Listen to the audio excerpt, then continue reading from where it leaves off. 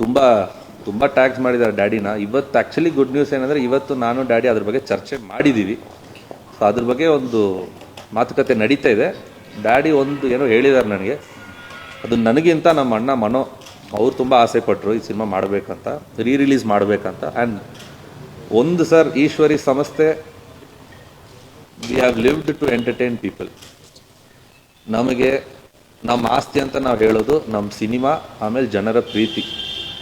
So daddy ನನಗೆ ಹೇಳಿದ್ದು, ಇಷ್ಟೊಂದು ಜನ ಆಸೆ ಪಡ್ತಿದ್ದಾರೆ, ನೋಡೋ ಏನು ಮಾಡ್ತೀಯಾ, ಇಷ್ಟೇ, ನೋಡೋ ಏನು ಮಾಡ್ತೀಯ ಅಂತ. ಆ ಗ್ರೀನ್ ಸಿಗ್ನಲ್ ನನಗೆ ಬಂದಿದೆ. ಇವತ್ತು ಶುರು ಮಾಡಿದ್ದೀನಿ ಅದ್ರ ಬಗ್ಗೆ ಎಲ್ಲ ಏನು ಪಾಸಿಟಿವ್ಸ್ ಏನಿದೆ, ಹೆಂಗೆ ಆಗುತ್ತೆ, ಯಾವ ಥರ ಆಗುತ್ತೆ. ಕೋಇನ್ಸಿಡೆಂಟ್ಲಿ ಸೆಪ್ಟೆಂಬರ್ 19th 1991 ಆ ಸಿನಿಮಾ ರಿಲೀಸ್ ಆಯಿತು. ಅದ್ರ ಬಗ್ಗೆ ತುಂಬ ವಿಷಯ ಆಡಿಯನ್ಸ್ ಮಾತಾಡ್ತಾ ಇದ್ದಾರೆ. 10 ಕೋಟಿ ಸಿನಿಮಾ ಇಷ್ಟು ದಿವಸ, ಅದು 10 ಕೋಟಿ ಅಲ್ಲ, 10 ಕೋಟಿಗಿಂತ ಜಾಸ್ತಿ ಅನ್ನೋದು ಪಾಪ ಅವ್ರಿಗೆ ಗೊತ್ತಿಲ್ಲ. ಅದೇ ಥರ ನಂಬರ್ ಆಫ್ ಡೇಸ್, ಅದರಲ್ಲಿರೋ ಸ್ಟೋರೀಸು, ಡಾಕ್ಯುಮೆಂಟ್ರೀಸು, ಅದು ಆಮೇಲೆ ಕ್ಲೈಮ್ಯಾಕ್ಸ್ ಶೂಟ್ ಮಾಡಿದ್ದು 24 ಕ್ಯಾಮ್ರಾಸಲ್ಲಿ ಶೂಟ್ ಮಾಡಿದ್ರು ಆ ಟೈಮಲ್ಲಿ. ಕಂಠೀರವಾದಲ್ಲಿ 5 ಸ್ಪಾಟ್ಸ್, 5 ಪ್ಲೇಸಸ್ ಆಫ್ ಶೂಟಿಂಗ್ ನಡೀತಾ ಇತ್ತು with Nagarjuna sir, Rajinikanth sir.